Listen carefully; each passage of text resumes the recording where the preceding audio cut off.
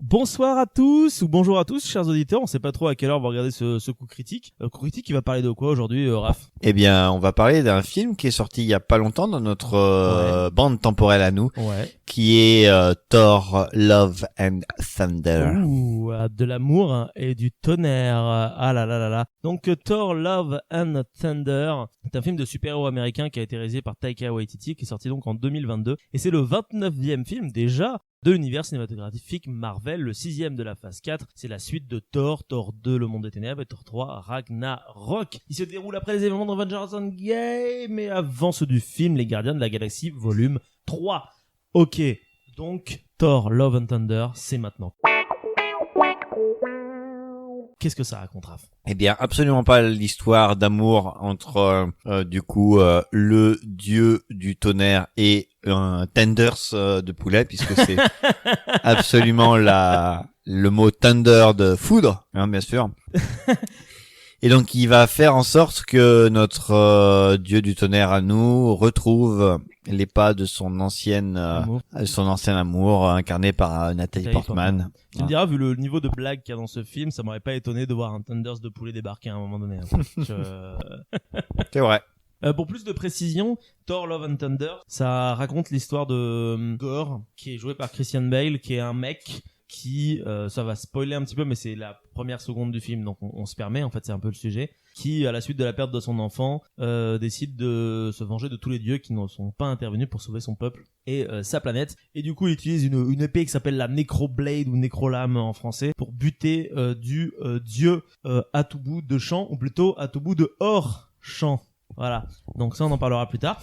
Et du coup, parallèlement, effectivement, Thor il vit des aventures de son côté, et puis en fait, ça va spoiler si on va plus loin, donc ne spoilons pas. Et déjà, qu'est-ce que t'as pensé de ce film, Raph? Eh bien écoute, j'ai bien aimé ce film, mais en même temps, je l'ai trouvé décalé à l'image de Ragnarok. Donc là, on va tout de suite poser les bases. Il y a des personnes qui aimeront, il y a des personnes qui détesteront. Oui, ça c'est vrai. Love and Thunder, autant que Ragnarok a peut-être suscité ici de couler beaucoup d'encre. Donc j'ai passé, écoute, un bon moment.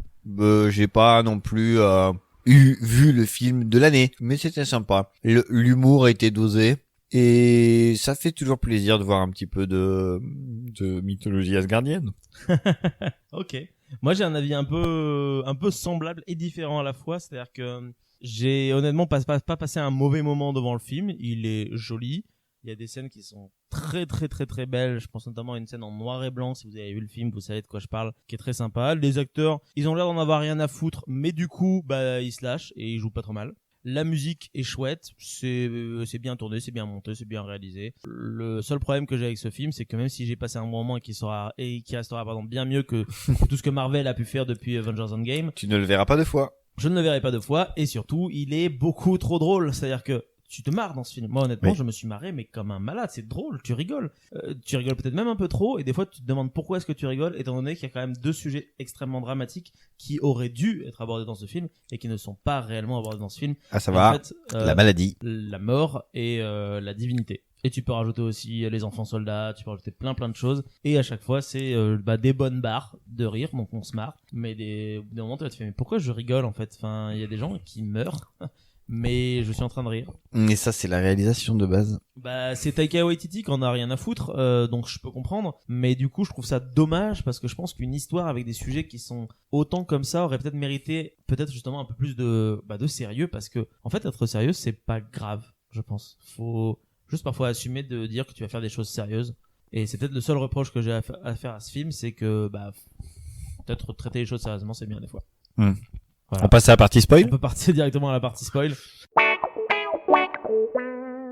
En gros, Nathalie Portman, là, donc Jane Foster, va mourir parce qu'elle a un cancer. Très bien. Et du coup, voilà, déjà ça pose les bases. La seule solution qu'elle a pour survivre, c'est d'utiliser le marteau de Thor pour pouvoir survivre. Et du coup, elle devient Thor mais version féminine. Sauf que ça la fait pas survivre. Ça lui fait quand même avoir son cancer. Et en fait, à la fin, elle meurt. Oui.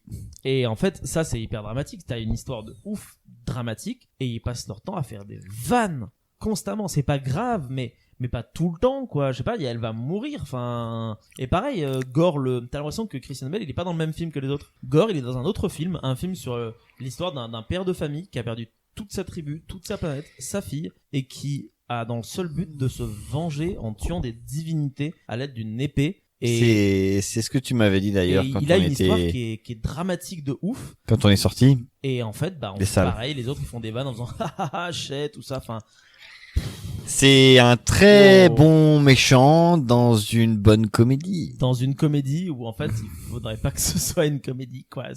Ou alors il faudrait pas que ce soit lui le méchant. Ou alors il faudrait pas que ce soit lui le méchant, quoi. Ou alors tu fais, vu ce qu'ils ont choisi de faire Zeus en mode clown, bah tu fais Zeus en méchant, quoi. Comme ce qui a l'air d'être prévu dans le futur. Et même là, en vrai, j'ai eu pas mal de critiques là-dessus et pareil, ça m'avait choqué. Il y a toute une scène dans la ville des dieux où ils débarquent. En fait, je sais pas pourquoi. Ils sont vénères, les héros, et du coup ils butent Zeus. Et après ils se mettent à buter plein de gens. Et en fait, c'est un gros problème que j'ai avec Marvel de manière générale, on en parle souvent, mais c'est pas légal de faire ça. Tu vas pas chez quelqu'un pour le tuer, voler son artefact à lui, et ensuite tuer ses hommes de main les uns à la suite des autres, le tout en faisant toujours des blagues. Et ça n'apporte pas grand chose. Et ça n'apporte rien à l'intrigue, tu le supprimes, l'intrigue elle marche, c'est juste que le film il dure 45 minutes. Et que t'as pas eu Russell Crowe dedans. Et que t'as pas eu 3 fois les chèvres qui sont fait. Ouais, putain, le gag des chèvres il est drôle, mais il est un peu lourd aussi. En fait, c'est un peu le défaut de ce film, c'est qu'il est drôle, mais il est lourd et il traite son sujet mal, en fait, je pense. Voilà. Pareil, j'étais aussi un peu choqué à la fin pour les gamins, c'est-à-dire qu'en gros, t'as des gamins entre 6 et 15 ans et tu leur files des armes en leur disant va combattre des monstres. C'est la touche Disney pour moi. C'est la touche Disney. Alors c'est marrant parce que t'as une scène avec la petite fille qui a son nounours et son nounours il crache des lasers, c'est marrant, tu rigoles. Mais voilà, peut-être que faire autre chose que juste rigoler, ça serait bien. Et en fait, je me rends compte que j'ai pas grand-chose à dire sur ce film. Mais je sais que j'ai l'air salé, hein, mais c'est juste que j'ai vraiment passé un bon moment devant le film. Mais c'est juste c'est un film qui est complètement con, quoi. Et le pire, c'est qu'en étant complètement con, il arrive à faire mieux que les autres films Marvel qui eux sont fades. Donc pourquoi face à de la connerie, bah il vaut mieux de la connerie que quelque chose de mou et de nul. Non, c'est je pense de tous les derniers films Marvel, bon, je pense pas que je le placerais au-dessus de Spider-Man quand même. Hein. Dans ce qu'il apporte dans l'univers Marvel, si on parle vraiment stricto sensu ça, bien sûr Spider-Man il apportera mieux que ça. Mais par contre oui, on a passé un meilleur moment à regarder. Moi j'ai passé un meilleur moment. Toi t'avais pas aimé Doctor Strange, on en a jamais fait de coup critique, mais moi je pense que j'ai passé un meilleur moment devant Doctor Strange que devant Thor. Mais bon bref, c'est pas le sujet. Je sais pas si j'ai vraiment quelque chose de vraiment très intéressant à rajouter sur Thor en fait. Le synopsis et même la trame tient sur un timbre-poste. Sur un timbre-poste, hein, ouais, c'est... En fait, on aurait éventuellement quelque chose à dire si on aurait pu se souvenir du film en tant que tel, tellement les blagues ont pris une place et qui fait que derrière on ne se souvient que de ça, quoi. Ouais.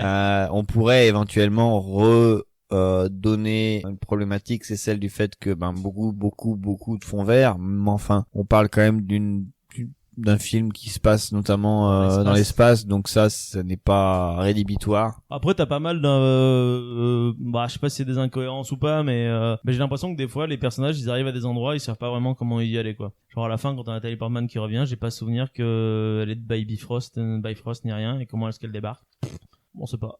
Mais après ça fait longtemps qu'on l'a vu, donc je sais plus vraiment, mais il y a des moments où j'étais en train de me dire ok, on s'en fout. Je pense que j'ai apprécié ce film parce que très rapidement, je pense que mon cerveau m'a dit, en fait, le réalisateur s'en bat les couilles, les acteurs s'en battent les couilles. Donc à partir de ce moment-là, en tant que public, c'est normal de s'en battre les couilles. Et je pense que tu peux apprécier ce film, et je vous dis ça, chers auditeurs, hein, peut-être que vous avez pas aimé Thor 4, mais si vous décidez de le regarder en vous battant les couilles, bah vous allez aimer, je pense. Alors après, remettons aussi dans le contexte par rapport aux 4 autres Thor. Oui. Donc pas forcément Ragnarok parce qu'il est dans la même logique. Ouais, mais il est plus équilibré, je trouve. Je pense. C'est-à-dire qu'il est moins lourdingue. Ragnarok, oui. Ragnarok, il est quand même mieux équilibré. T'as quand même toujours des moments épiques. La mort d'Odin, elle est pas atténuée par des vannes. T'as des moments tristes, t'as des moments, enfin, ça reste pas lourdingue. Là, pour moi, j'ai vu une comédie burlesque à la Very Bad Trip, hein, honnêtement. Je me rappelle aussi de cette scène où, du coup, il doit aider une civilisation bleue, là, qui doit reprendre leur temple, là. Face à des sortes de poulets de l'espace qui sont en mode punk. C'est très drôle comme scène. Ils étaient. Ah oui, c'est une très bonne scène, très bonne scène. Il détruit tout et tout. Enfin, c'est. Et c'est la patte Thor qui est devenue en fait un peu à la Deadpool la version comique, quoi. Et c'est le problème parce que de ce que j'ai vu sur internet, tous les gens qui aiment bien Thor comme personnage des comics n'aiment pas du tout cette nouvelle version d'un Thor burlesque débile en fait. Et bon, moi je m'en fous parce que le personnage, j'en ai rien à foutre. Mais je peux comprendre que ça frustre, d'autant plus que justement, comme je vous l'ai dit, j'étais frustré par le sujet du film qui pour moi est passé par-dessus la jambe, quoi. C'est vrai. Mais bon, je pense qu'on a plus grand chose à dire dessus, donc Écoutez, oui, si vous avez la possibilité de le voir, faites-vous une idée. Hein. Regardez-le. Ça reste une très bonne comédie en soi. Prenez-le comme une comédie, marrez-vous, buvez des bières devant, faites comme les personnages, quoi. Ouais, Voilà. tout à fait. Sur ce, on vous embrasse. Bise.